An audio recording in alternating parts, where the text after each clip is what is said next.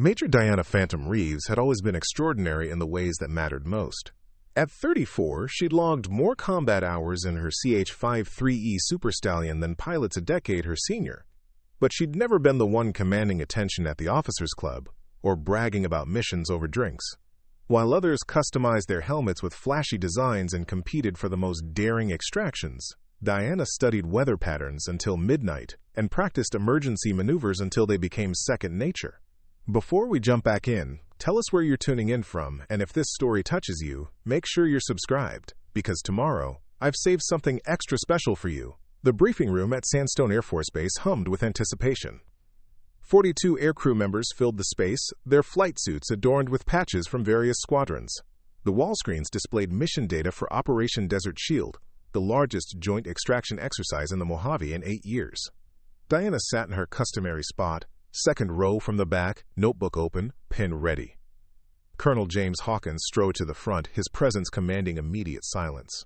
A decorated combat pilot with 3 tours in Afghanistan, Hawkins had earned his reputation running precise operations with zero tolerance for mistakes. "Ladies and gentlemen, this isn't a drill," Hawkins announced, his voice cutting through the air with authority. 20 F-22 Raptors, 6 extraction helicopters, and 1 chance to prove we can execute flawless rescue operations in the harshest desert conditions imaginable. The Pentagon is watching. NATO is watching. Fail this, and we'll all be running mail drops to Antarctica. A ripple of nervous laughter spread through the crowd. Diana didn't smile. She'd studied the mission parameters 3 times already, memorized the terrain maps, and calculated fuel consumption for various sand and wind scenarios. This wasn't just another exercise. It was a defining moment for everyone involved. "Primary extraction team," Hawkins continued, pointing to the main screen. "Sandstorm 1 goes to Captain Eric Taylor. Eric, you'll handle the priority recovery zone. 8 downed pilots in rocky terrain with potential injuries." Captain Taylor jumped to his feet with the confident smile that had made him a squadron favorite. At 29, he was everything Diana wasn't: loud, self-assured, and politically connected. He'd earned his call sign Maverick not just for his aggressive flying style, but for his ability to charm his way into the best assignments. "Roger that, sir," Taylor said, his voice carrying just enough swagger to draw admiring glances from younger pilots. "We'll have those pilots secure and evacuated before heat exhaustion becomes a factor." Hawkins nodded approvingly. "Sandstorm 2 goes to Captain Rodriguez, Sandstorm 3 to Captain Winters." Both pilots acknowledged with sharp nods and confident smiles. Diana waited. She'd flown desert rescue missions more times than anyone in the room. She'd developed the emergency extraction protocols that Taylor was still learning. She'd perfected the delicate art of helicopter control in brownout conditions that had taken others years to master. "Sandstorm 4, Hawkins paused, his eyes finding Diana in the crowd. "Major Reeves, you'll be flying secondary support. Non-essential extraction team. Stay clear of the primary zones unless specifically called in." The words hit her like a physical blow. Non-essential. In a room full of combat pilots, there was no worse designation. Several heads turned her way, expressions ranging from pity to barely concealed smirks. Someone in the 3rd row, she couldn't see who, whispered just loud enough for nearby seats to hear, "Guess they need someone to babysit the museum piece while the real pilots work." Diana's pen remained steady in her hand. She didn't look up from her notebook, didn't let her expression change. But inside, something cold and resolute began to form. She'd been flying CH-53E Super Stallions for 11 years. She'd logged more successful extractions in sandstorm conditions than any pilot in the squadron. She'd never lost a rescue target, never crashed, never failed to deliver. And now she was non-essential. "Any questions?" Hawkins asked, scanning the room. Diana could have raised her hand, could have asked why a pilot with her record was being sidelined for an operation this critical, could have pointed out that her last 8 performance reviews had been exemplary. Instead, she closed her notebook and stood with the rest of the crew when Hawkins dismissed them. As the room emptied, she caught fragments of conversation from the other helicopter crews. "Going to be one hell of a show. Hope the F-22 boys can keep up. Heard Reeves got bumped to babysitting duty with that fossil she flies." She walked out into the harsh desert sunlight, her boots crunching on the gravel. The flight line stretched before her, a collection of aircraft in various stages of preparation. Her Super Stallion sat at the far end, away from the prime spots where the primary crews were already running pre-flight checks. nobody was watching. Nobody cared where the backup pilot parked her antique helicopter, but as Diana approached her aircraft, she felt something she hadn't experienced in years. Not anger, not resentment, but a quiet, burning certainty. They thought she was too cautious, too methodical, too old school for their cutting-edge operation. They were about to learn the difference between flashy and functional. Preparing and narrating this story took us a lot of time, so if you are enjoying it, subscribe to our channel. It means a lot to us. Now, back to the story. The officers' club at Sandstone buzzed with pre-mission energy that evening. Diana pushed through the heavy wooden doors hoping to grab a quick coffee and retreat to her quarters for final mission prep. Instead, she walked into what felt like a private celebration she hadn't been invited to. Captain Taylor held court at the center table, entertaining a crowd of junior pilots with animated gestures that mimicked rescue maneuvers. His voice carried across the room with the easy confidence of someone who'd never questioned his place in the world. "So there I am, hovering at 40 feet in zero visibility," Taylor was saying, "and this Marine pilot radios over. 'Air Force, you fly that bird like you're scared of scratching the paint.' So I key up and tell him, 'Negative, Jarhead. I fly this bird like I want to see tomorrow.'" The table erupted in laughter. Diana recognized most of the faces. Rodriguez, Winters, and half a dozen F-22 pilots who'd been selected for tomorrow's primary intercept formation, the inner circle, the ones who mattered. She moved toward the coffee station, hoping to remain unnoticed. But Taylor's voice followed her across the room. "Hey, Phantom," he called out, not unkindly but with the casual dismissal of someone addressing a relic. "You getting ready for your babysitting gig tomorrow?" The conversation at his table died down. Diana turned slowly, her expression neutral. Every eye in the room was now fixed on her, some curious, others uncomfortable, a few openly amused. "Just reviewing the mission parameters," she replied evenly. "Same as everyone else." Right, Taylor nodded, that same cocky grin spreading across his face. "Though I guess your parameters are a little different than ours. What's that chopper of yours again?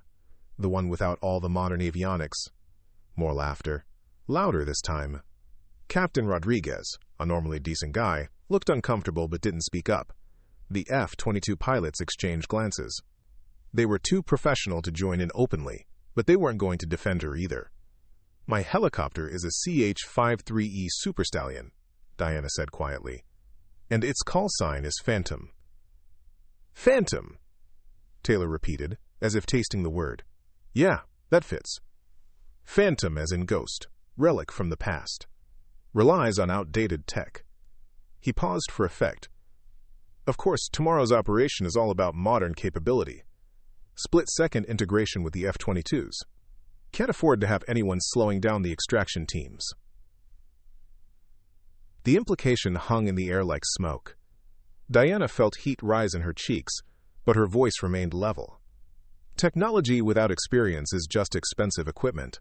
Experience without technology is still effective. Taylor shrugged. "Well, it's why you're flying backup tomorrow instead of lead."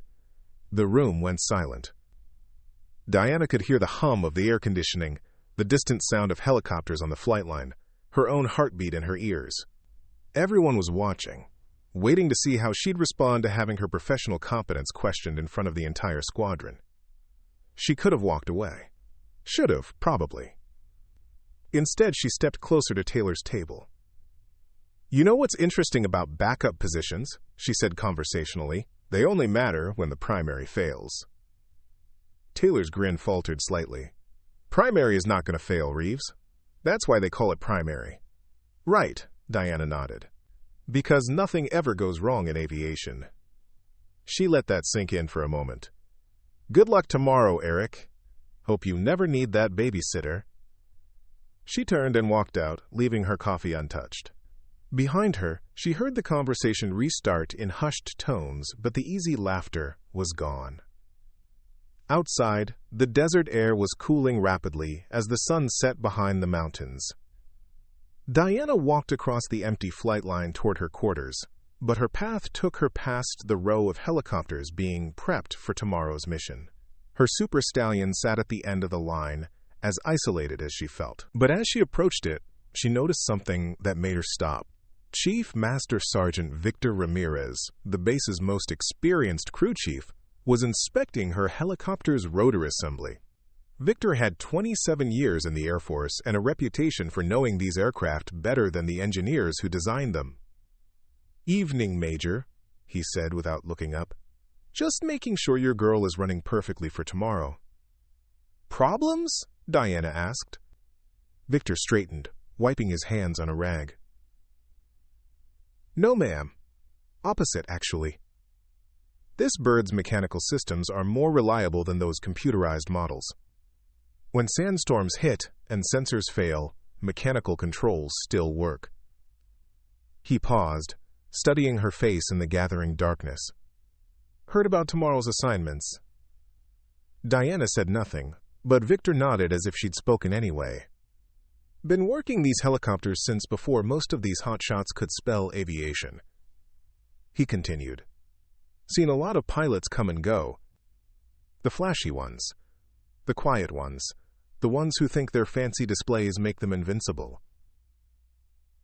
He gestured toward her helicopter. "But when the sand starts flying and visibility drops to zero, when heat and dust are clogging every filter, you know who I want at the controls?" "Who?" Diana asked quietly. Victor looked her straight in the eye. "The pilot who checks her aircraft twice instead of relying on computers.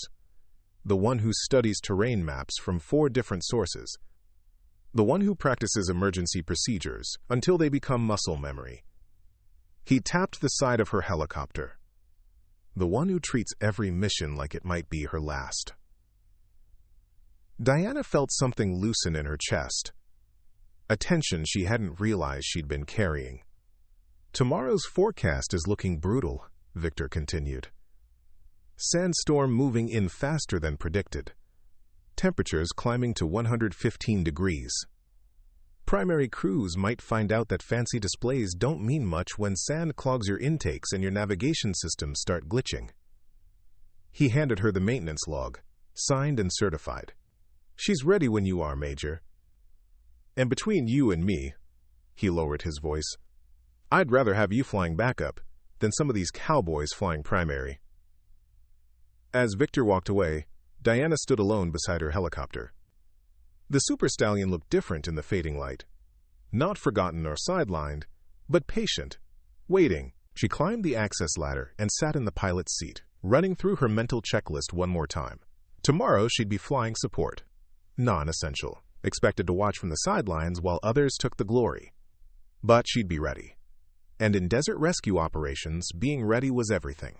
Diana woke at 0430, 2 hours before her scheduled briefing.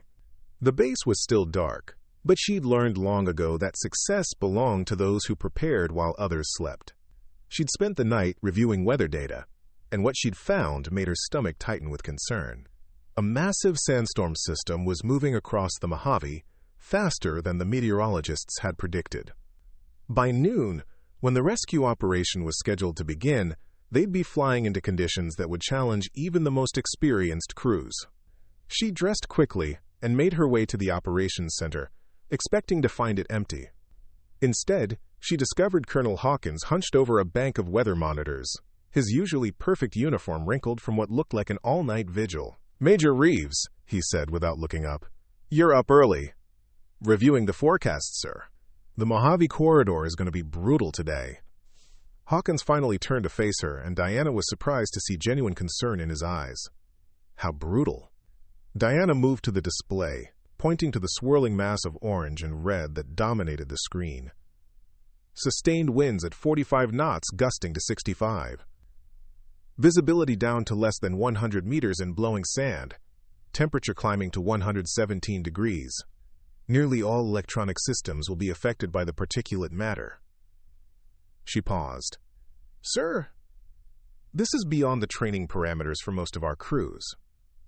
The mission's too important to scrub," Hawkins said firmly. "Pentagon has been planning this for months. We've got 3 allied nations participating. Media coverage. Congressional observers." He trailed off, studying the weather data. "What about a delay?" Diana suggested. "Wait for the system to pass." Window closes at 1,500 hours. It's now or next quarter. Hawkins straightened his shoulders, the momentary uncertainty vanishing behind his command mask. We fly the mission as planned.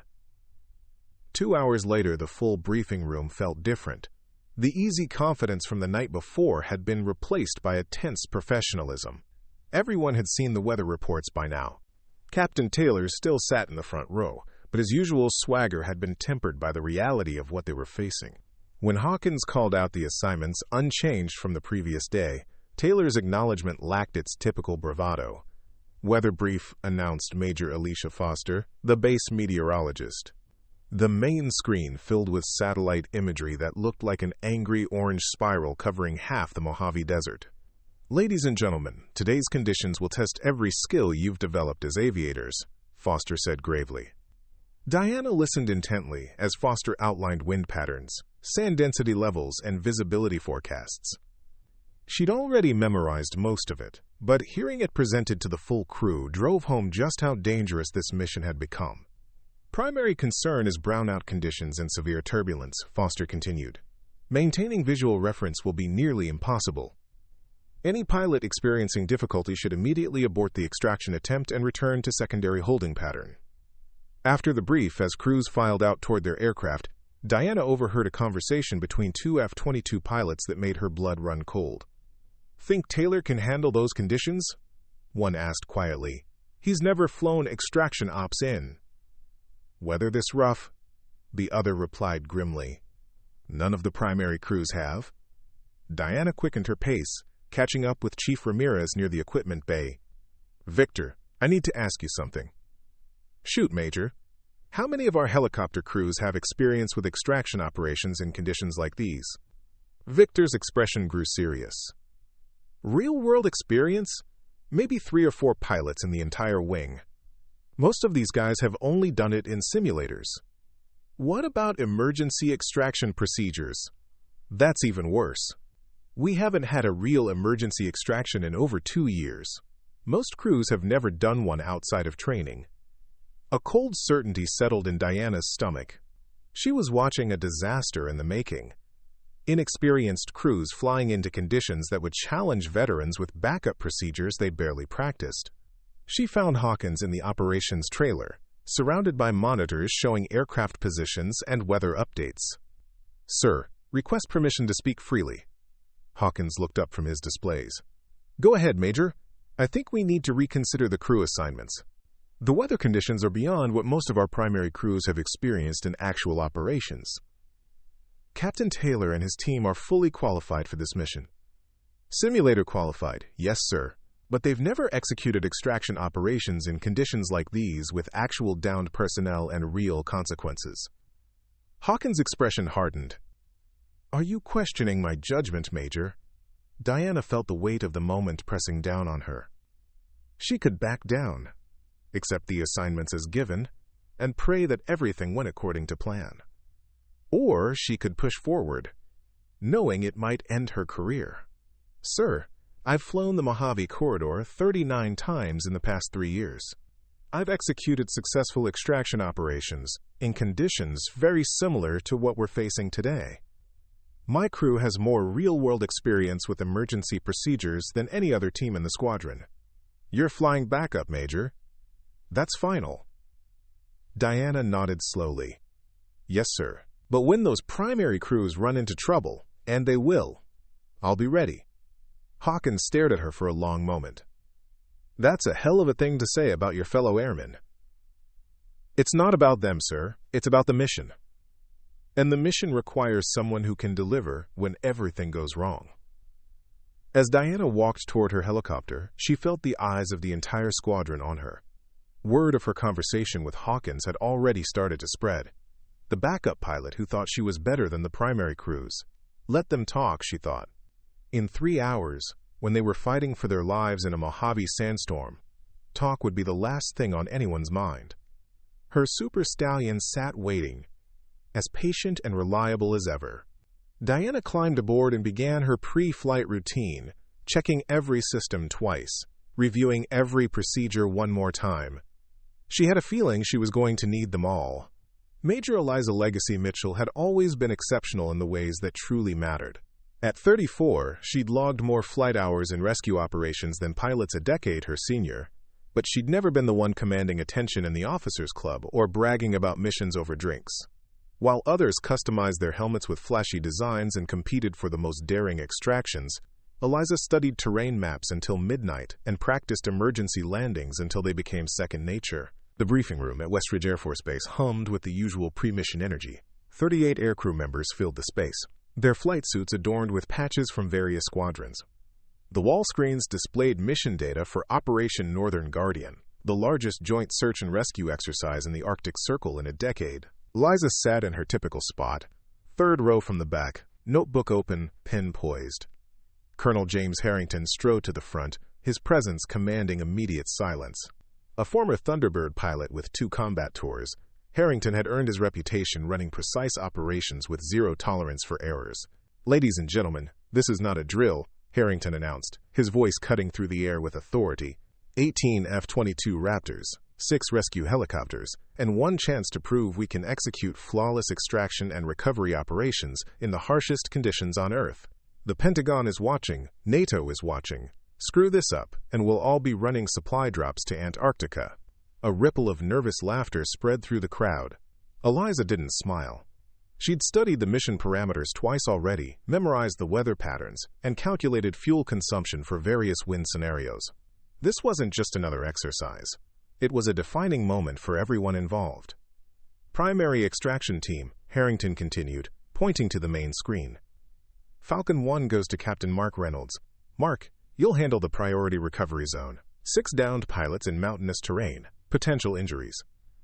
Captain Reynolds jumped to his feet with the confident smile that had made him a favorite in the squadron. At 30, he was everything Eliza wasn't. Loud, self-assured, and politically connected. He'd earned his call sign Hotshot, not just for his quick reflexes, but for his ability to charm his way into prime assignments. "Roger that, sir," Reynolds said, his voice carrying just enough swagger to draw admiring glances from younger pilots. "We'll have those pilots secure and evacuated before frostbite becomes a concern." Harrington nodded approvingly. "Falcon 2 goes to Captain Blake, Falcon 3 to Captain Winters." Both pilots acknowledged with crisp nods and confident smiles. Eliza waited. She'd flown Arctic rescue missions more times than anyone in the room. She'd developed the emergency extraction protocols that Reynolds was still learning. She'd perfected the delicate art of helicopter control in whiteout conditions that had taken others years to master. "Falcon 4. Harrington paused, his eyes finding Eliza in the crowd. "Major Mitchell, you'll be flying secondary support. Non-essential extraction team. Stay clear of the primary zones unless specifically called in." The words landed like ice in her stomach. Non-essential. In a room full of combat pilots, there was no worse designation. Several heads turned her way, expressions ranging from pity to barely concealed smirks. Someone in the 4th row, she couldn't see who, whispered just loud enough for nearby seats to hear, "Guess they need someone to babysit the Antique while the real pilots work." Eliza's pen remained steady in her hand. She didn't look up from her notebook, didn't let her expression change. But inside, something cold and resolute began to form. She'd been flying Sikorsky HH-60 Pavehawks for 12 years. She'd logged more successful extractions in blizzard conditions than any pilot in the squadron. She'd never lost a rescue target, never crashed, never failed to deliver, and now she was non-essential. "Any questions?" Harrington asked, scanning the room. Eliza could have raised her hand, could have asked why a pilot with her record was being sidelined for an operation this critical, could have pointed out that her last 7 performance reviews had been exemplary. Instead, she closed her notebook and stood with the rest of the crew when Harrington dismissed them. As the room emptied, she caught fragments of conversation from the other helicopter crews. "Gonna be one hell of a show. Hope the F-22 boys can keep up. Heard Mitchell got bumped to babysitting duty with that museum piece she flies." She walked out into the harsh Alaska sunlight, her boots crunching on fresh snow. The flight line stretched before her, a collection of aircraft in various stages of preparation. Her Pavehawk sat at the far end, away from the prime spots where the primary crews were already running pre-flight checks. Nobody was watching. Nobody cared where the backup pilot parked her antique helicopter. But as Eliza approached her aircraft, she felt something she hadn't experienced in years. Not anger, not resentment, but a quiet, burning certainty. They thought she was too cautious, too methodical, too old school for their high-tech operation. They were about to learn the difference between modern and battle-proven. The officers' club at Westridge buzzed with pre-mission energy that evening. Eliza pushed through the heavy wooden doors, hoping to grab a quick coffee and retreat to her quarters for final mission prep. Instead, she walked into what felt like a private celebration she hadn't been invited to. Captain Reynolds held court at the center table, entertaining a crowd of junior pilots with animated gestures that mimicked rescue maneuvers. His voice carried across the room with the easy confidence of someone who'd never questioned his place in the world. "So there I am, hovering at 50 feet in zero visibility," Reynolds was saying, "and this Russian pilot radios over. 'American, you fly that bird like you're afraid to scratch it.' So I key up and tell him, 'Negative, comrade. I fly this bird like I want to see tomorrow.'" The table erupted in laughter. Eliza recognized most of the faces. Blake, Winters, and half a dozen F-22 pilots who'd been selected for tomorrow's primary intercept formation. The inner circle. The ones who mattered. She moved toward the coffee station, hoping to remain unnoticed. But Reynolds' voice followed her across the room. "Hey, Legacy," he called out, not unkindly but with the casual dismissal of someone addressing a relic. "You getting ready for your babysitting gig tomorrow?" The conversation at his table died down. Eliza turned slowly, her expression neutral. Every eye in the room was now fixed on her, some curious, others uncomfortable, a few openly amused. "Just reviewing the mission parameters," she replied evenly. "Same as everyone else." Right, Reynolds nodded, that same cocky grin spreading across his face. "Though I guess your parameters are a little different than ours. What's that chopper of yours again, the one without all the modern navigation systems?" More laughter. Louder this time. Captain Blake, a normally decent guy, looked uncomfortable but didn't speak up. The F-22 pilots exchanged glances. They were too professional to join in openly, but they weren't going to defend her either. "My helicopter is a modified HH-60 Pavehawk," Eliza said quietly, "and its call sign is Legacy." "Legacy," Reynolds repeated, as if tasting the word. "Yeah, that fits. Legacy as in outdated, traditional, relies on old techniques." He paused for effect. "Of course, tomorrow's operation is all about cutting-edge technology. Split-second integration with the F-22s. Can't afford to have anyone slowing down the extraction teams." The implication hung in the air like smoke. Eliza felt heat rise in her cheeks, but her voice remained level. Technology without experience is just expensive hardware. Experience without technology is still effective. Reynolds shrugged. "Well, it's why you're flying backup tomorrow instead of lead." The room went silent. Eliza could hear the hum of the heating system, the distant sound of helicopters on the flight line, her own heartbeat in her ears. Everyone was watching, waiting to see how she'd respond to having her professional competence questioned in front of the entire squadron. She could have walked away. Should have, probably. Instead, she stepped closer to Reynolds' table. "You know what's interesting about backup positions?" she said conversationally. "They only matter when the primary fails." Reynolds' grin faltered slightly. "Primary is not going to fail, Mitchell. That's why they call it primary." "Right," Eliza nodded. "Because nothing ever goes wrong in aviation." She let that sink in for a moment. "Good luck tomorrow, Mark. Hope you never need that babysitter." She turned and walked out, leaving her coffee untouched. Behind her, she heard the conversation restart in hushed tones. But the easy laughter was gone. Outside, the Arctic air was brutally cold, as the sun set behind the mountains. Eliza walked across the empty flight line toward her quarters, but her path took her past the row of helicopters being prepped for tomorrow's mission. Her Pavehawk sat at the end of the line, as isolated as she felt. But as she approached it, she noticed something that made her stop. Master Sergeant Frank Donnelly, the base's most experienced crew chief, was checking her helicopter's rotor assembly. Frank had 28 years in the Air Force, and a reputation for knowing these aircraft better than the engineers who designed them. "Evening, Major," he said without looking up. "Just making sure your old girl is dialed in perfect for tomorrow." "Problems?" Eliza asked. Frank straightened, wiping his hands on a rag. "No, ma'am. Opposite, actually. This bird's running smoother than those new models.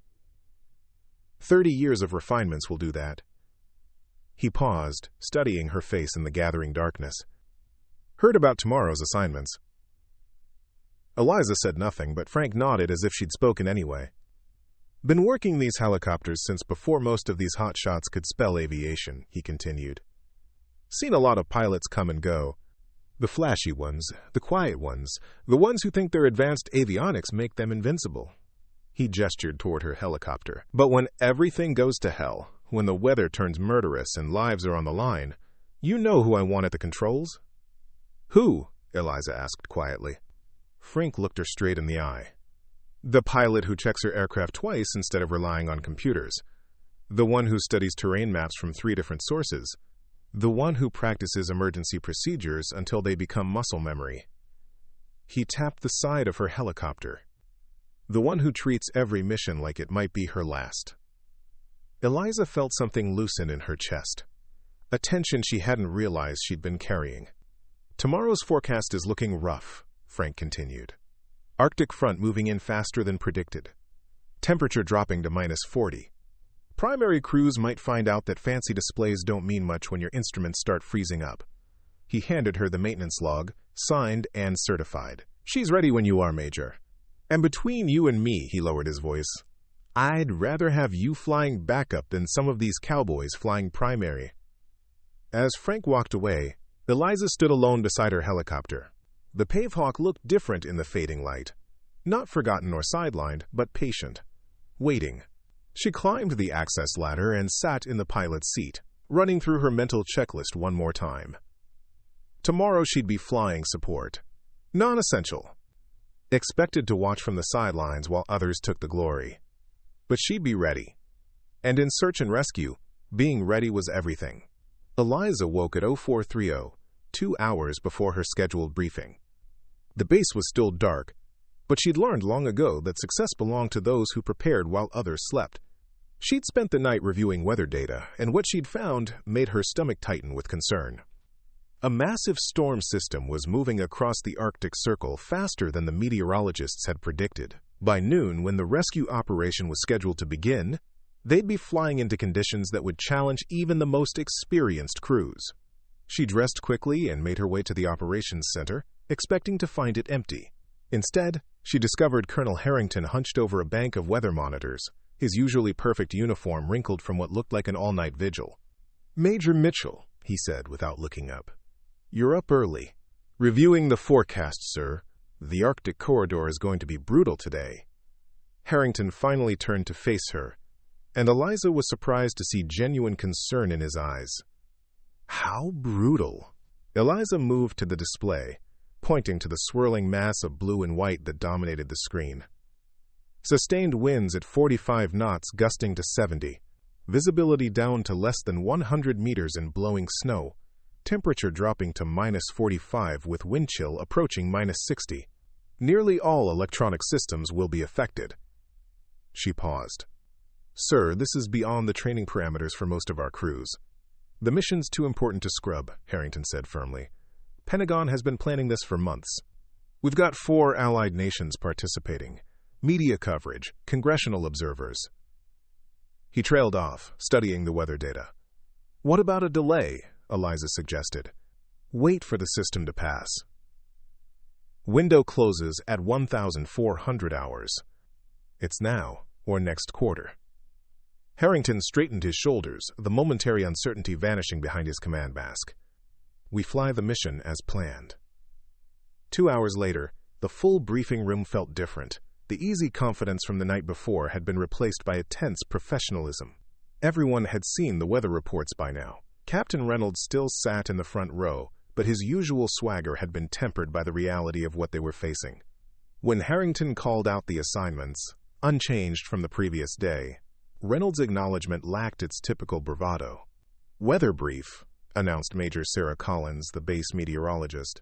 The main screen filled with satellite imagery that looked like an angry white spiral covering half the Arctic Circle. "Ladies and gentlemen, today's conditions will test every skill you've developed as aviators," Collins said gravely. Eliza listened intently as Collins outlined wind patterns, precipitation levels, and visibility forecasts. She'd already memorized most of it, but hearing it presented to the full crew drove home just how dangerous this mission had become. "Primary concern is whiteout conditions and severe turbulence," Collins continued. "Maintaining visual reference will be nearly impossible. Any pilot experiencing difficulty should immediately abort the extraction attempt and return to secondary holding pattern." After the brief, as crews filed out toward their aircraft, Eliza overheard a conversation between two F-22 pilots that made her blood run cold. "Think Reynolds can handle those conditions?" one asked quietly. "He's never flown extraction ops in." "Weather this rough," the other replied grimly. "None of the primary crews have." Eliza quickened her pace, catching up with Master Sergeant Donnelly near the equipment bay. "Frank, I need to ask you something." "Shoot, Major." "How many of our helicopter crews have experience with extraction operations in conditions like these?" Frank's expression grew serious. "Real-world experience? Maybe 3 or 4 pilots in the entire wing. Most of these guys have only done it in simulators." "What about emergency extraction procedures?" "That's even worse. We haven't had a real emergency extraction in over 2 years. Most crews have never done one outside of training." A cold certainty settled in Eliza's stomach. She was watching a disaster in the making. Inexperienced crews flying into conditions that would challenge veterans with backup procedures they'd barely practiced. She found Harrington in the operations trailer, surrounded by monitors showing aircraft positions and weather updates. "Sir, request permission to speak freely." Harrington looked up from his displays. "Go ahead, Major. I think we need to reconsider the crew assignments. The weather conditions are beyond what most of our primary crews have experienced in actual operations." "Captain Reynolds and his team are fully qualified for this mission." "Simulator qualified, yes, sir. But they've never executed extraction operations in conditions like these with actual downed personnel and real consequences." Harrington's expression hardened.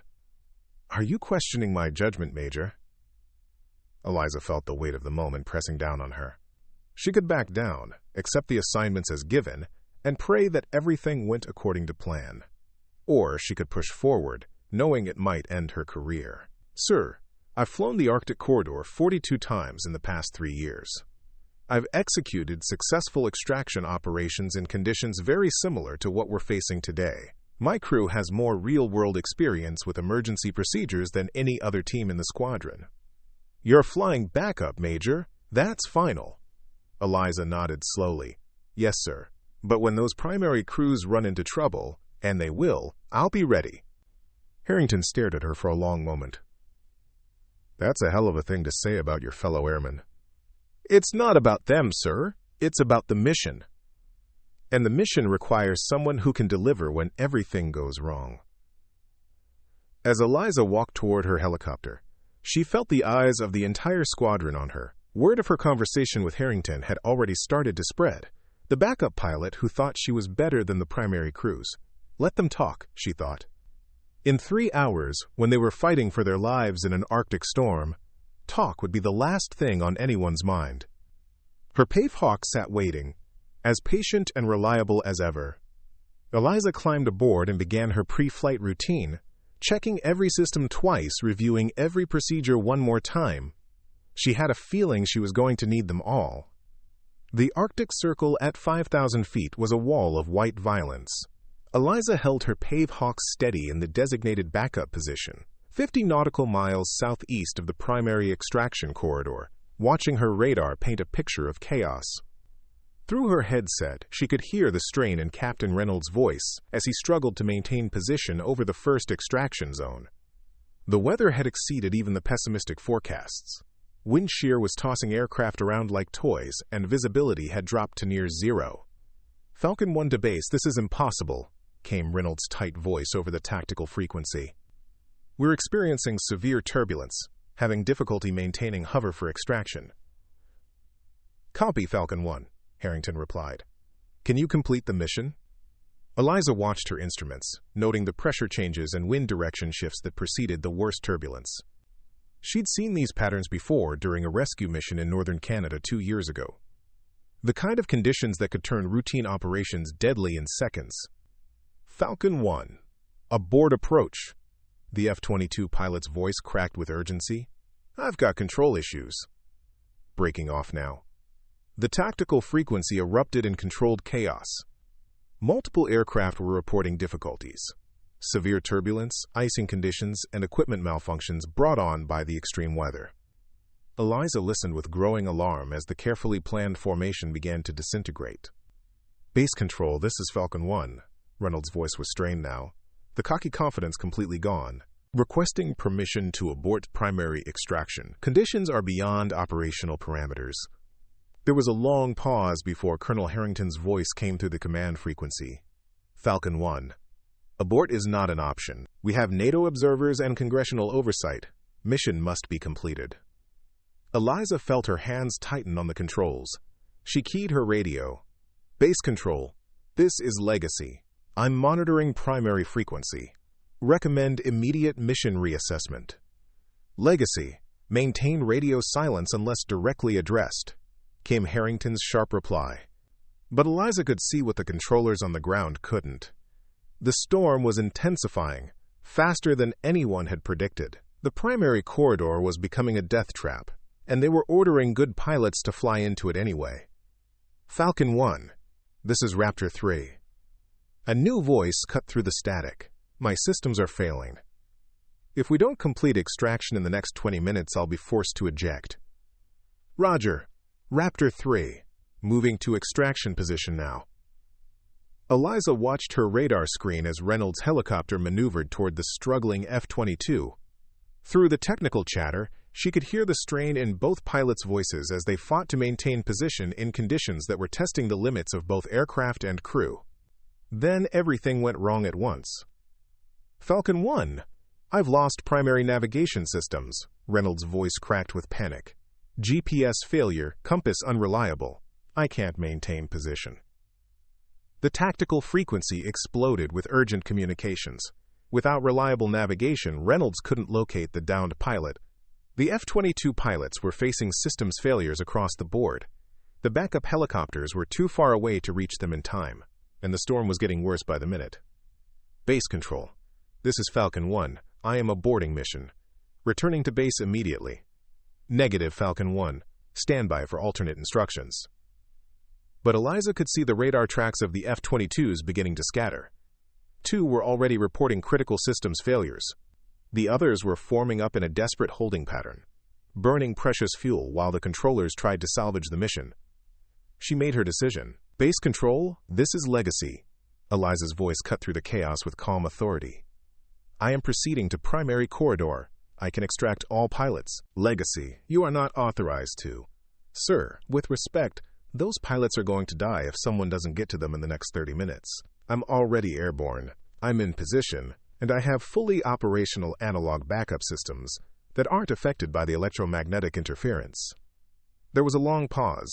Eliza could imagine the frantic discussions taking place in the control tower, weighing political considerations against the lives of 6 aircrew members scattered across an Arctic storm. Finally, Harrington's voice came through. Legacy, you are cleared to attempt extraction operations. God help us all. Eliza banked her Pave Hawk into the storm, heading toward the coordinates where 6 pilots were facing a frozen death. Behind her, the mission that was supposed to showcase American air power to the world had collapsed into chaos. Ahead of her lay the most challenging flying of her career, but she was ready. She'd been ready all along.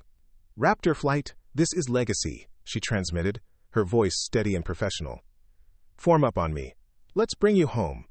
The first F-22 pilot appeared through the gray murk like a ghost, his sleek form materializing just off Eliza's starboard side. The fighter was being hammered by turbulence, its pilot fighting to maintain even basic control as wind shear tried to tear the aircraft apart. Legacy, this is Raptor 3, came a voice tight with strain. Systems failing across the board. Maybe 10 minutes before I lose all flight controls. Eliza keyed her microphone, her voice calm despite the chaos around them. Copy, Raptor 3. I have you visual.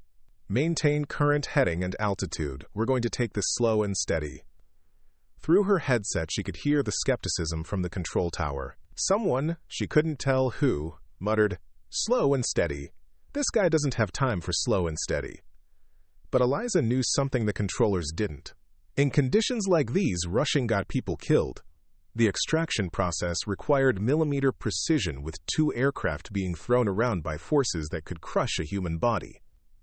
Trying to hurry the process was like trying to thread a needle during an earthquake. Raptor 3, reduce airspeed to 200 knots and prepare for ejection. I'll track your position and extract immediately after. She activated her rescue systems, feeling the familiar vibration as the helicopter prepared for its true purpose. In the rescue specialist position behind her, her crew member Staff Sergeant David Cooper was fighting to maintain visual contact with the struggling fighter through conditions that made targeting nearly impossible. Visual contact with Raptor 3, Cooper reported. Fighter showing severe control issues. Correction. Pilot is ejecting now. Eliza tracked the ejection with her old-school optics, equipment that had been laughed at by the newer pilots, but was now proving its worth as electronic systems failed across the operation. I have the chute, she announced, maneuvering her helicopter through wind gusts that threatened to throw her into the ground. Moving to extraction point. The first rescue took 18 minutes instead of the normal 6, but Eliza never wavered. She held position through wind gusts that threw her helicopter dozens of feet off course, making constant micro-adjustments to keep the rescue operation safe. Raptor 3 pilot secure, Cooper announced as they winched the F-22 pilot aboard. He's suffering from exposure but stable. Legacy, you just saved my life. The F-22 pilot's voice was thick with emotion. I've never seen flying like that in conditions like these. But there was no time for celebration. 5 more pilots were waiting, their situations growing more critical by the minute. Raptor 5, you're next, Eliza transmitted. I'm tracking your emergency beacon. The second rescue was even more challenging. The storm had intensified, and the F-22 pilot had ejected over mountainous terrain, his parachute dragging him dangerously close to jagged rocks. Eliza watched her rescue specialist work through conditions that would have broken lesser crew members, his movements precise despite the helicopter being thrown around like a cork in a hurricane. Base control, this is Legacy, she transmitted during a brief lull. 2 complete, 4 remaining. Request priority handling for recovery ops. Roger, Legacy, priority granted. How are you holding up? Eliza glanced at her fuel gauges. She was burning more fuel than planned, fighting the storm. But she had enough to complete the mission. I'm good, Control. Let's finish this. The third F-22 pilot had suffered injuries during ejection, making the extraction particularly delicate. His emergency beacon was intermittent, forcing Eliza to rely on visual searching in near-zero visibility. Raptor 2, I need you to trust me completely, Eliza transmitted. I'm going to do something that's not in the book, but it's going to work. Instead of the standard approach, Eliza maneuvered her Pave Hawk into a modified search pattern, using terrain features to create a stable pocket of air around the downed pilot. The technique was something she developed during mountain rescues in Colorado, not officially approved, but highly effective in extreme conditions. Visual contact, Cooper reported as they spotted the injured pilot. Beginning extraction now. In the control tower, Eliza could hear excited chatter as controllers realized what she was doing. Someone said, "Did she just invent a new search pattern on the fly?" The fourth and final F-22 pilot was in the worst shape. His emergency beacon was dead, and he'd landed in a ravine that channeled the Arctic winds into a howling funnel of snow and ice. His radio calls were weak and increasingly incoherent as hypothermia set in. Raptor 7, take your time, Eliza said gently. We've got all day. It was a lie. They were both running out of time as the storm intensified, but the pilot needed confidence more than urgency. I can't. Signal. Too cold, came the strained reply. Yes, you can, Eliza said firmly. Trust your training and trust me. I'm going to bring you home. She used every trick she'd learned in 12 years of flying rescue missions, creating the most stable approach possible in conditions that were rapidly becoming unsurvivable. When the final pilot was finally secured aboard, There was an audible sigh of relief over the radio. "All Raptor flight, you are secure and cleared for recovery," Eliza announced as she turned her overloaded helicopter toward home. "It's been an honor flying with you. Legacy, this is Raptor Flight Leader," came a new voice, calm, professional, and filled with genuine respect. "I don't know what we did to deserve a pilot like you, but every one of us owes you our lives." As Eliza turned her Pave Hawk toward home, she could hear the chatter on the tactical frequency changing. Word was spreading through the entire operation about what had just happened, about the backup pilot who had saved a mission that everyone else had given up on. But for Eliza, there was no sense of triumph, no desire for recognition. She'd simply done what needed to be done, exactly when it needed to be done. It was what she'd been training for her entire career. The flight line at Westridge Air Base was packed with personnel as Eliza's Pave Hawk approached for landing. Word of what had happened over the Arctic Circle had spread through the base like wildfire, and it seemed like half the wing had turned out to watch her return. Eliza could see the crowd through her cockpit windows as she lined up for final approach, but her focus remained on the task at hand. The storm had followed them partway back to base, and landing conditions were still challenging. She brought the helicopter down with the same steady precision she'd used during the extraction operations, touching down so smoothly that her crew chief later said it looked like the aircraft had simply decided to stop flying. As she taxied toward the parking area, Eliza could see that someone had arranged the ground crews in formation along the taxiway. An impromptu honor guard for a pilot who had salvaged what should have been a career-ending disaster for everyone involved.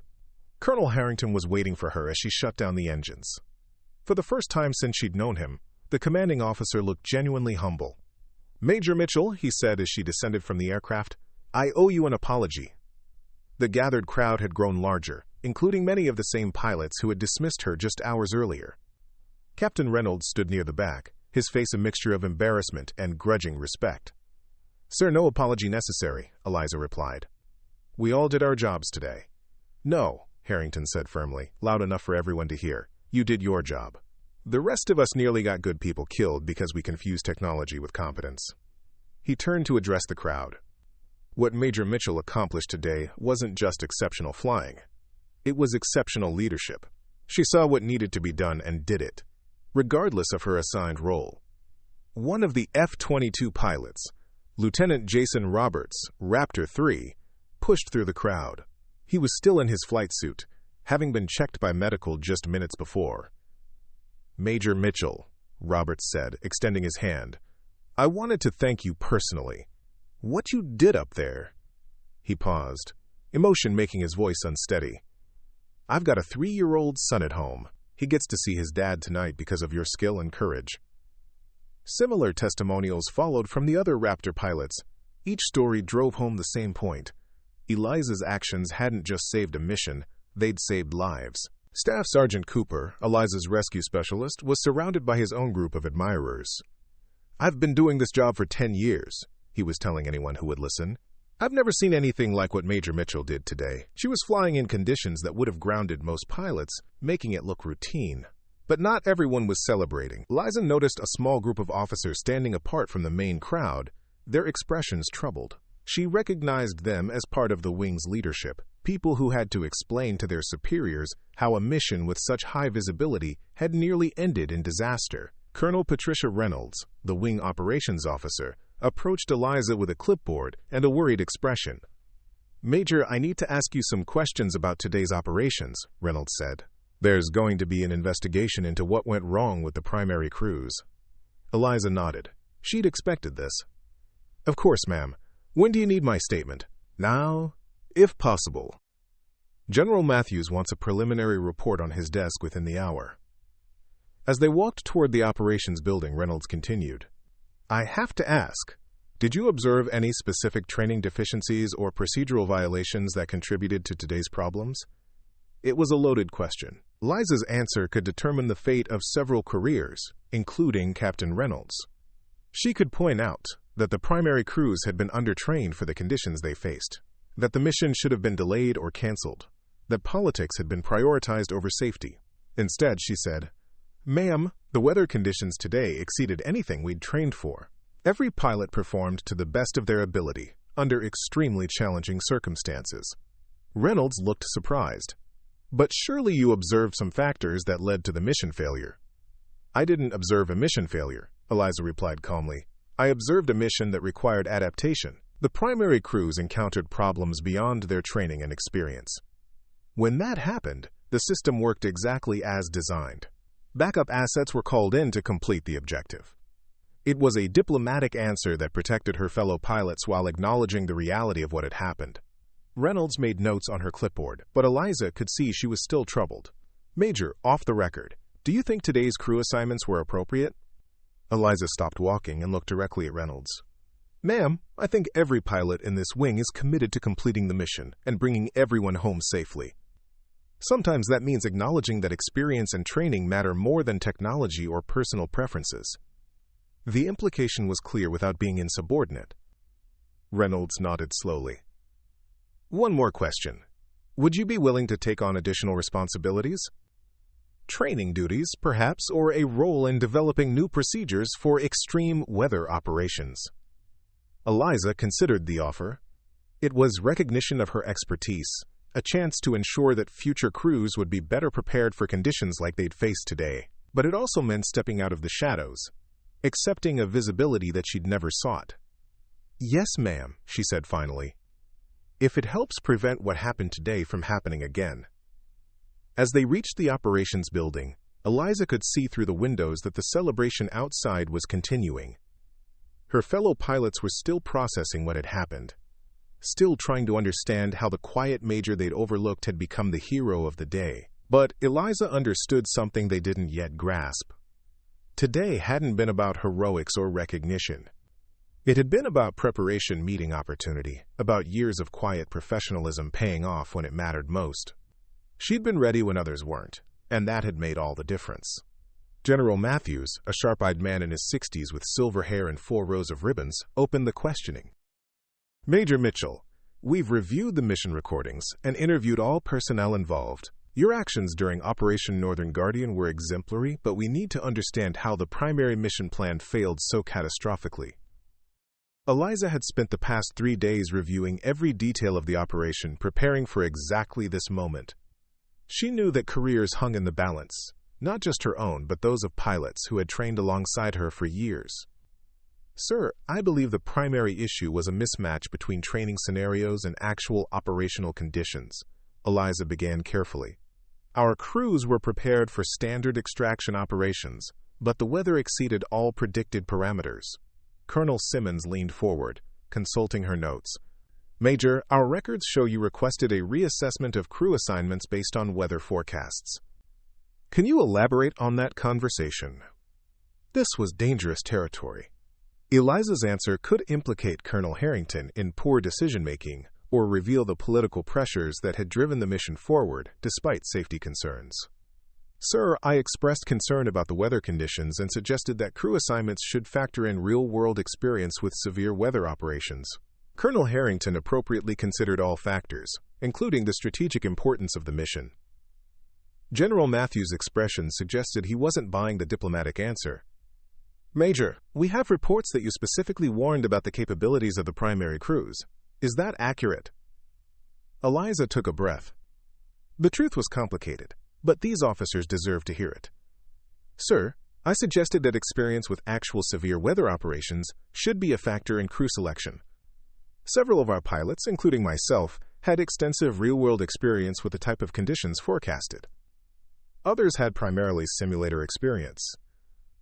And how did Colonel Harrington respond to that suggestion? He maintained the original crew assignments and reminded me that Captain Reynolds and his team were fully qualified for the mission. Colonel Simmons made a note, which technically they were. Yes, ma'am, all primary crews met the regulatory requirements for the operation. But, General Matthews prompted, but there's a difference between being qualified on paper and being ready for real-world conditions that push the limits of both aircraft and crew. The questioning continued for nearly 3 hours, covering every aspect of the mission from initial planning to final recovery. Eliza answered truthfully but carefully, protecting her fellow pilots while ensuring the investigators understood the systemic issues that had led to the near disaster. Finally, General Matthews asked the question Eliza had been dreading. Major, In your professional opinion, was this mission properly planned and executed? Eliza looked around the table, meeting each officer's eyes in turn. These were people who understood aviation, who knew the difference between political necessity and operational reality. Sir, the mission was planned according to existing procedures and executed by dedicated professionals doing their best under extremely challenging conditions. However, I believe we can learn from what happened to improve future operations. Such as? Colonel Simmons prompted. Crew selection should weight real-world experience more heavily when facing unusual conditions. Weather assessment protocols need to be more conservative when multiple allied nations are involved. And backup procedures should be regularly trained, not just reviewed in briefings. General Matthews nodded slowly. Major, one final question. If you were planning this mission again, what would you do differently? Eliza had thought about this question for 3 sleepless nights. The honest answer might end careers, but anything less would dishonor the pilots who had trusted her with their lives. Sir, I would delay the mission until weather conditions improved, regardless of political considerations. No diplomatic objective is worth the lives of aircrew members. The room fell silent. Colonel Harrington's face was pale, but he nodded slightly, an acknowledgement that she was right, even if it reflected poorly on his decision-making. Thank you, Major, General Matthews said finally. Your honesty is noted and appreciated. You're dismissed. As Eliza stood to leave, Colonel Simmons spoke up. Major, off the record, how do you think this incident should be handled? Eliza paused at the door. Ma'am, I think we should focus on learning from what happened rather than assigning blame. Every pilot involved was trying to complete the mission safely. The system failed them, not the other way around. Outside the conference room, Eliza found Captain Reynolds waiting in the hallway. He looked like he'd aged 5 years and 3 days, his usual confidence replaced by genuine humility. Mitchell, he said quietly, I wanted to thank you for what you said in there. And for, he gestured vaguely, for saving our hides. Mark, you would have done the same thing. He shook his head. No, I wouldn't have. I wasn't ready for conditions like that. Hell, I'm not sure I ever would have been ready. He paused. I heard they're offering you the senior instructor position. You should take it. Why? Because you understand something the rest of us are still learning. That being the best pilot isn't about having the newest helicopter or the fanciest avionics. It's about being ready when everyone else isn't. As Reynolds walked away, Eliza realized that the investigation had accomplished something more important than determining blame. It had forced everyone involved to confront the difference between appearance and substance, between technology and competence. The mission had been saved not through advanced systems or procedural compliance, but through old-fashioned preparation and skill. And maybe, just maybe, that lesson would stick long enough to prevent the next crisis. 6 months later, Lieutenant Colonel Eliza Mitchell stood before the largest advanced training class in Westridge's history. 38 pilots from 7 different nations filled the briefing room, all there to learn the extreme weather extraction procedures that had been developed based on her Arctic operation.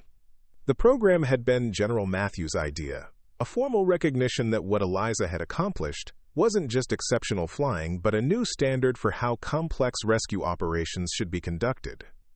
The investigation had resulted in sweeping changes to crew selection criteria, training requirements, and mission planning protocols.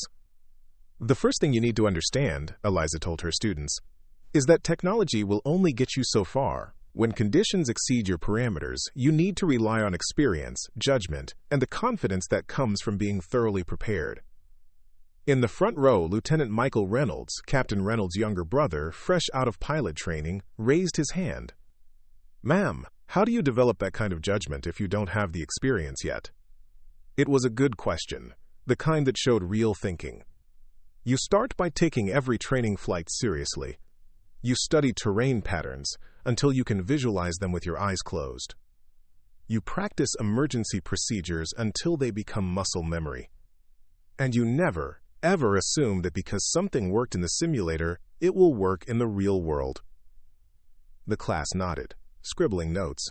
These weren't the cocky young pilots who had dismissed her a year ago. Word of the Arctic mission had spread throughout the aviation community, and her reputation now drew serious students who wanted to learn from someone who had proven herself under fire. After the session, Eliza walked across the flight line toward her new office in the Training Command building. The Pavehawk she'd flown during the Arctic mission sat in its usual spot, now designated as the primary training aircraft for the Advanced Rescue Program. Someone had painted a small inscription near the crew door, "Legacy when everything else fails." Colonel Harrington intercepted her near the operations building. He'd survived the investigation, barely, and had thrown himself into implementing the reforms recommended by the review board. "Eliza," he said, using her first name for the first time since she'd known him, "I wanted to tell you personally, the Pentagon has approved your promotion to Lieutenant Colonel. Congratulations."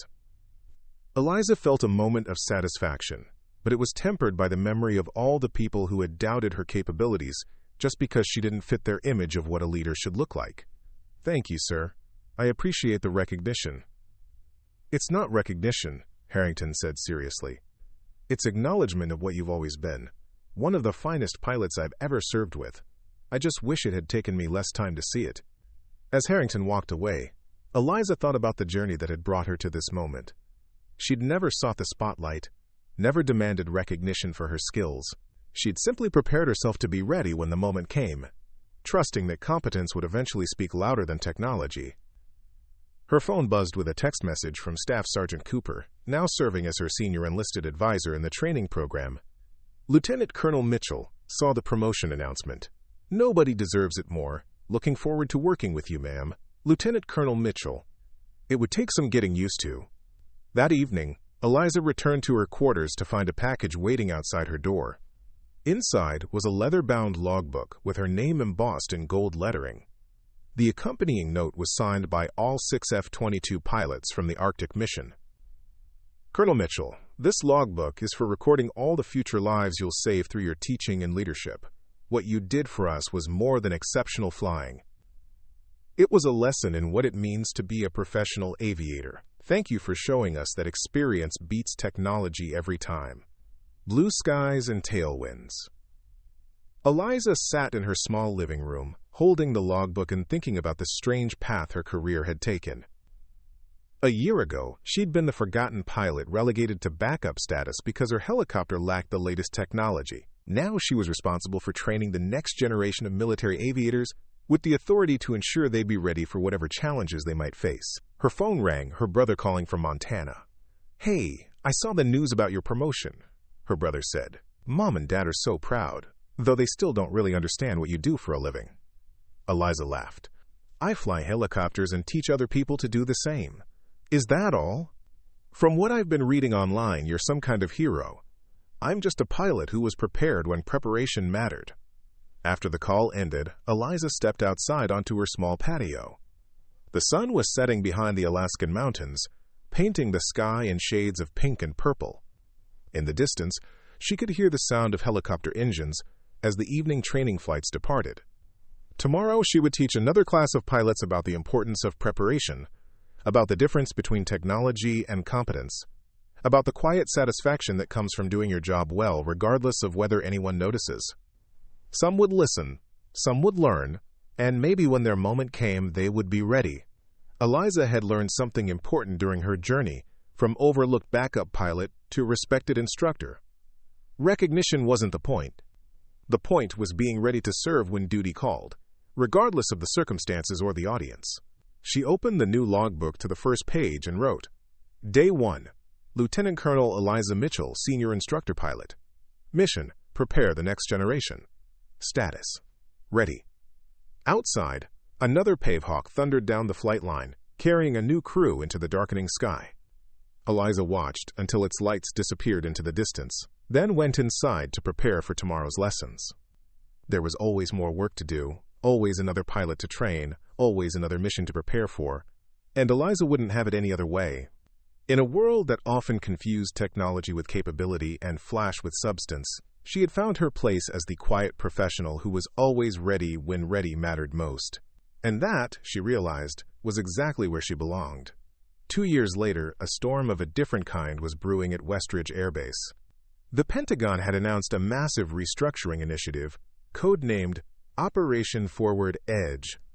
Across the Air Force, Entire squadrons were being disbanded, bases consolidated, and aircraft fleets modernized. Rumors swirled that the aging fleet of Pavehawks would be among the first to go. Lieutenant Colonel Eliza Mitchell sat in her office in the training building, reviewing the latest directive. The language was clear. Aircraft older than 20 years would be phased out and replaced with newer models equipped with advanced AI-assisted navigation and fully integrated weapons systems. On paper, it made perfect sense. In reality, Eliza knew it could be disastrous. A knock on her door interrupted her thoughts. Captain Michael Reynolds, now a full-fledged instructor pilot, stood in the doorway. "You've seen the directive?" he asked. Eliza nodded. "Just going through it now."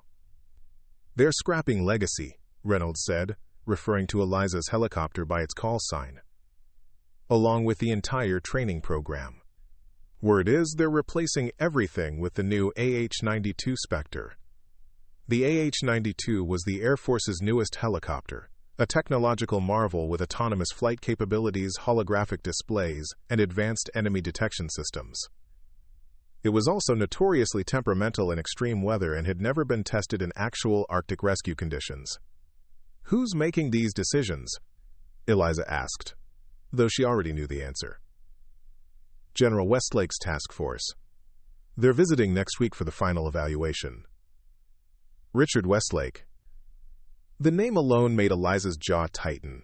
A political appointee with minimal operational experience who'd spent most of his career in procurement offices rather than cockpits. He'd been pushing for total fleet modernization for years, regardless of operational realities. "Thank you, Michael. I'll handle this." After Reynolds left, Eliza stared out her window at the flight line. Her Pavehawk sat in its usual spot, now surrounded by newer models that gleamed in the afternoon sun. The older helicopter might not have the sleek lines or advanced systems of its neighbors, but it had something far more valuable, a proven track record of bringing people home alive when nothing else could. Eliza picked up her phone and dialed a number she hadn't used in months. "General Matthews' office," a crisp voice answered. "This is Lieutenant Colonel Mitchell. I need to speak with the General about Operation Forward Edge." There was a pause. "One moment, Colonel." General Matthews had been her strongest advocate since the Arctic incident, but even his influence had limits when it came to Pentagon budgeting decisions. "Mitchell," Matthews' deep voice came through the line. "I was wondering when you'd call." "Sir, they're dismantling the entire Arctic rescue program, scrapping all the Pavehawks, including the training aircraft. I know, Westlake's been pushing this for months. Says the new AH-92s can do everything the old birds can, plus a whole lot more." "With respect, sir, that's not true. The AH-92s have never been tested in conditions like we faced during Operation Northern Guardian. Their systems are completely unproven in electromagnetic interference scenarios." Matthews sighed. "I know that, and you know that. But Westlake has the ear of the Defense Appropriations Committee, and he's promising a 30% reduction in maintenance costs. In this budget climate, that's all anyone wants to hear. So what do? Westlake's task force will be at Westridge on Tuesday. They're scheduled to observe a standard training exercise to evaluate what parts of your program might be worth preserving in the transition." Eliza felt a spark of hope. "A training exercise?" "Yes, but Mitchell," Matthews' voice took on a warning tone. "Don't do anything reckless." "Wouldn't dream of it, sir." After hanging up, Eliza pulled out the training schedule. Tuesday's exercise was a basic search and rescue scenario in calm conditions, precisely the kind of operation where the AH-92 would shine. If Westlake was going to make a fair assessment, he needed to see what these helicopters were actually expected to do. She reached for the phone again, this time calling the base meteorology office. "Major Collins, this is Lieutenant Colonel Mitchell. I need a favor." The next morning, Eliza assembled her instructor team in the briefing room. 8 experienced pilots looked back at her with expressions ranging from curiosity to concern. "By now, you've all heard about Operation Forward Edge," she began. "General Westlake's task force will be here on Tuesday to evaluate our program and make recommendations about its future." Captain Reynolds raised his hand. "Is it true they're scrapping all the Pavehawks?" "That's the current plan. The entire fleet will be replaced with AH-92 Spectres." A murmur ran through the room. Every pilot present had trained on the older helicopters and understood their capabilities in ways that bureaucrats in Washington never could. "What's the point of the evaluation if they've already made up their minds?" asked Major Sarah Jenkins, Eliza's deputy. "The point," Eliza replied, "is to make sure they're making an informed decision, which is why we're changing Tuesday's exercise." She clicked a button, and the main screen displayed a new flight plan. Not the basic search and rescue scenario that had been scheduled, but a complex extraction operation in the most challenging area of the training range. "This is crazy," Captain Rodriguez said, studying the plan. "These conditions would push even our most experienced crews to the limit." "Exactly," Eliza said. "If Westlake wants to replace our helicopters, he needs to understand exactly what they're capable of, and what the AH-92s aren't." "The Bress isn't going to like this," Jenkins warned. "Probably not," Eliza agreed. "But I'd rather face their displeasure than watch good pilots die, because someone decided that newer always means better." The room fell silent as her words sank in. Every pilot present had heard the stories of the Arctic mission. Many had been there themselves. They understood the stakes better than anyone. "What do you need from us?" Reynolds asked finally. Eliza smiled. "I need you to fly like your lives depend on it. Because someday, they might." The morning of the evaluation dawned bright and clear, perfect flying weather for the standard exercise that had been officially scheduled. General Westlake's team arrived at 0800, a group of 6 officers and civilian contractors dressed in immaculate uniforms and expensive suits. Eliza met them on the tarmac, watching as they eyed the row of Pave Hawks with barely concealed disdain. "Lieutenant Colonel Mitchell," Westlake said, extending his hand. "Richard Westlake. I've heard a lot about you." Westlake was exactly as Eliza had imagined, tall, polished, with the confident smile of someone accustomed to getting his way, the kind of man who made decisions about aircraft without ever having to trust his life to them. "Welcome to Westridge, General. We're honored to have you observe today's exercise." "Yes, well, I understand you run an excellent program." "Very traditional." The word hung in the air like an accusation. "We're looking forward to seeing how it might integrate with our modernization initiatives." "About that, sir," Eliza said, "there's been a slight change to today's schedule." Westlake's smile faltered. "Change?" "Yes, sir. Instead of the basic search and rescue exercise, we'll be conducting a full extraction operation in the northern training range. Weather conditions are expected to be challenging, but it will give you a much better understanding of our operational capabilities." "I don't recall approving any changes to the evaluation parameters." "No, sir, you didn't. But as the officer responsible for ensuring that our pilots are prepared for any conditions they might face, I made the determination that a more comprehensive demonstration was appropriate." Westlake's face darkened. "Colonel, may I speak with you privately?" They stepped away from the group, moving toward the edge of the tarmac. "What exactly are you trying to prove here?" Westlake demanded, once they were out of earshot. "I'm not trying to prove anything, sir. I'm trying to ensure that you have all the information you need to make an informed decision about the future of this program." "The decision has already been made, Colonel. This evaluation is a formality." "Then there's no harm in making it a thorough one." Westlake studied her for a long moment, clearly weighing his options. Making an issue of the changed exercise would raise questions about why he was resistant to seeing the helicopters tested under challenging conditions. "Fine," he said finally. "Run your exercise. But if this is some attempt to sabotage the modernization initiative, I promise you it won't end well for your career." "Understood, sir." The briefing begins in 30 minutes.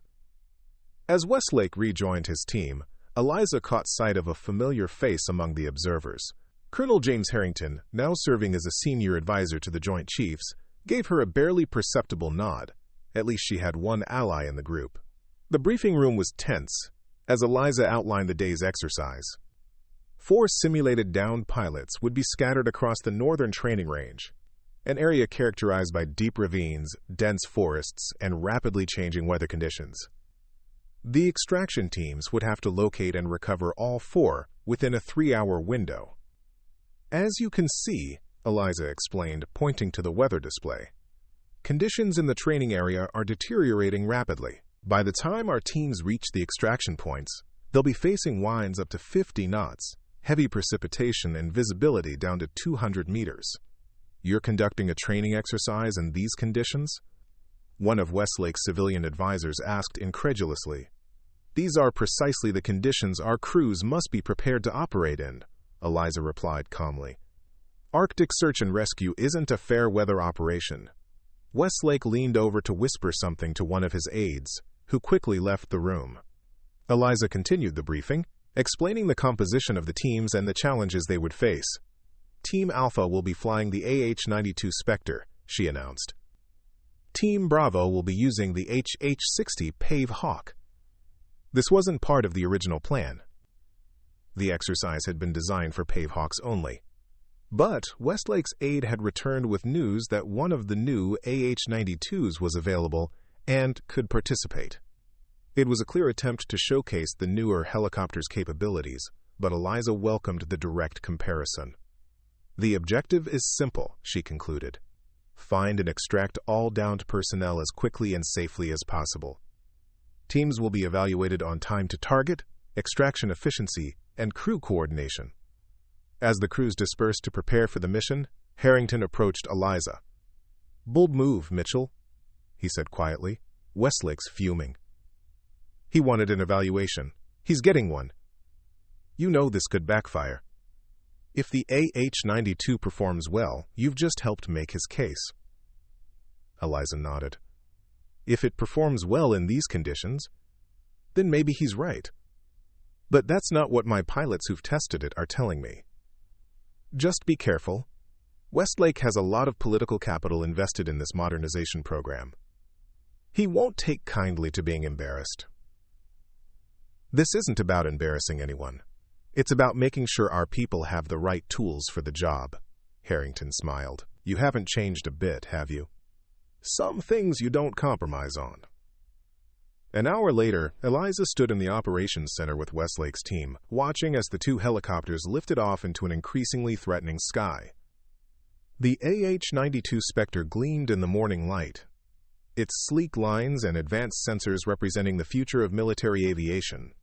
Beside it, the Pave Hawk looked almost primitive by comparison, its weathered exterior bearing the marks of countless missions. The Spectre's sensor package alone cost more than that entire helicopter, one of Westlake's aides commented, nodding toward the Pave Hawk. True, Eliza agreed, but cost and value aren't always the same thing. On the main display, they could track both aircraft as they headed toward the training range. The weather was deteriorating faster than predicted, with storm cells forming over the exact areas where the simulated downed pilots were located. Falcon 1. This is Control, the radio operator announced. Be advised, weather conditions at Target Alpha are worse than forecast. Winds now at 55 knots, gusting to 70. Visibility dropping rapidly. Copy that, Control, came the reply from the AH-92's pilot, Captain Davis. We're getting some unusual readings on our navigation system, but continuing to target. Eliza exchanged glances with Harrington. They both knew what those unusual readings meant. The AH-92's advanced navigation relied heavily on satellite systems that could be affected by the electromagnetic interference common in severe weather. Legacy, this is Control, the operator continued. Same advisory for your approach to Target Bravo. Roger, Control, Captain Reynolds replied from the Pave Hawk, switching to backup navigation systems and continuing approach. For the next 20 minutes, they watched as both helicopters battled their way toward their first targets. The AH-92 made good time initially, its powerful engines driving it through the worsening conditions. But as it approached the first extraction point, something changed. Control, this is Falcon 1. Davis's voice had lost some of its confidence. We're experiencing significant system fluctuations. Primary navigation is intermittent, and the auto-hover function is becoming unstable. Can you complete the extraction, Falcon 1? The operator asked. There was a long pause. Negative. Control.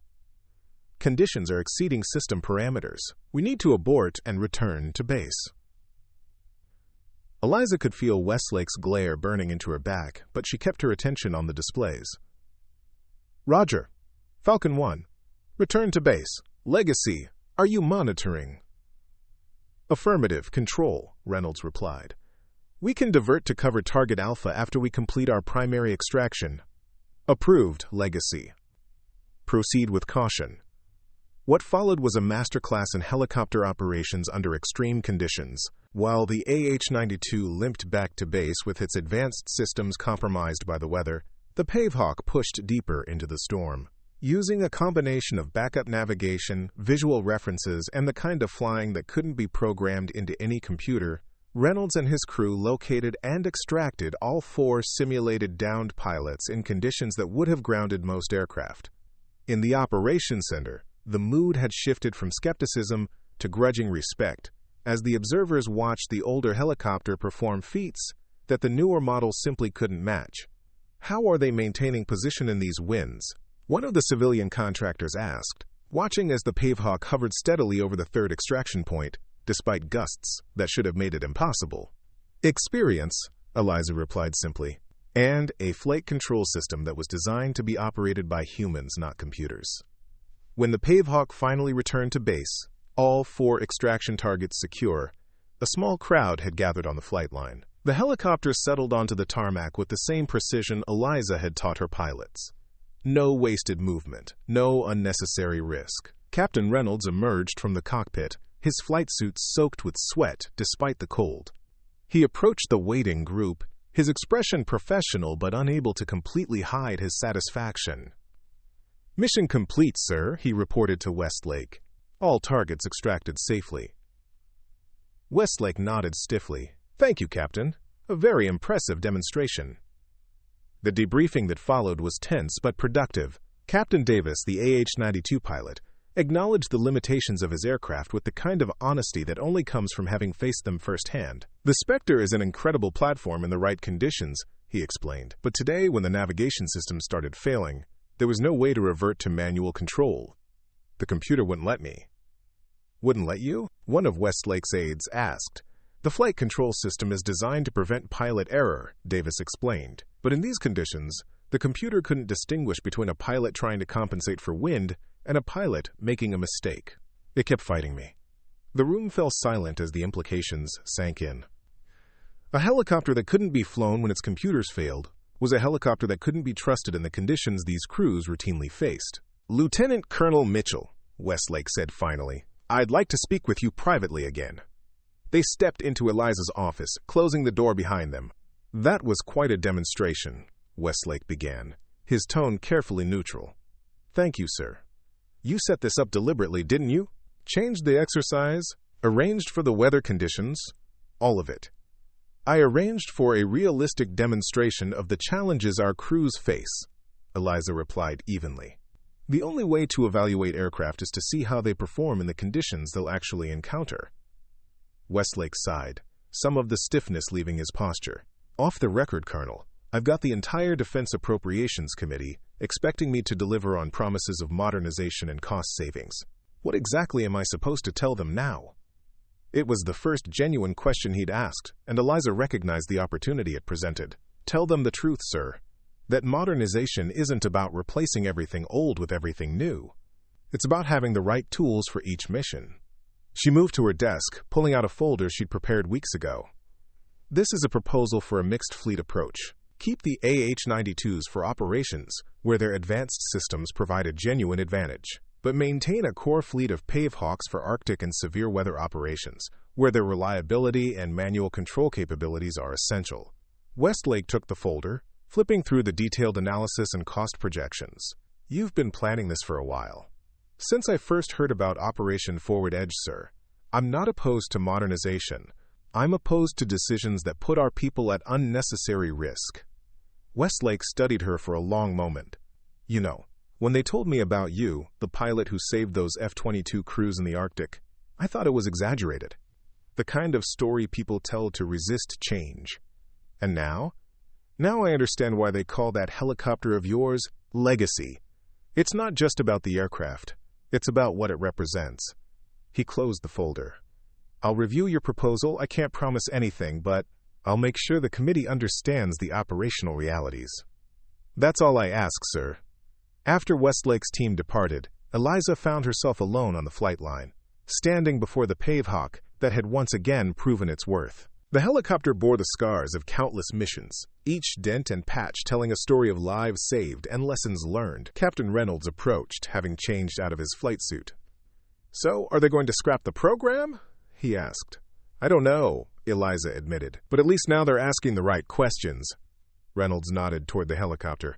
"You know, when I was in training, I used to think these old birds were just that. Old. Outdated. I wanted to fly the newest, most advanced thing out there. And now?" He smiled. "Now I understand what my brother was trying to tell me after the Arctic mission. That sometimes, the most reliable technology is the kind that lets you rely on yourself." As the sun set behind the mountains, casting long shadows across the flight line, Eliza thought about the journey that had brought her here. From the young pilot who'd been relegated to backup status, to the instructor who'd shaped a generation of aviators, to the officer who now fought to preserve the lessons they'd all learned the hard way. The battle wasn't over. There would always be those who believed that newer automatically meant better, who saw experience as something to be replaced rather than valued. But today, at least, she'd made them see the truth that lay at the heart of her profession. That in the unforgiving world of Arctic rescue, where the margin between life and death could be measured in seconds, what mattered wasn't the age of your aircraft or the sophistication of its systems. What mattered was the judgment of the pilot at the controls, the experience that told you when to push forward and when to turn back, and the unwavering commitment to bringing everyone home alive. As she walked back toward the operations building, Eliza's phone buzzed with a message from General Matthews. "Just heard from Westlake. Mixed fleet approach approved. Program continues under your direction." "Well done, Mitchell." Eliza smiled, pocketing the phone without replying. There would be time for celebration later. For now, there were lesson plans to update, training schedules to revise, and a new generation of pilots to prepare for the challenges that awaited them. Because that was the true legacy she was building, not just a helicopter that could fly when others couldn't, but a tradition of excellence that would continue long after both she and her aircraft had taken their final flights. And in the world of military aviation, where lives hung in the balance every day, that was a legacy worth fighting for. Up next, you've got two more standout stories right on your screen. If this one hit the mark, you won't want to pass these up. Just click and check them out. And don't forget to subscribe and turn on the notification bell so you don't miss any upload from us.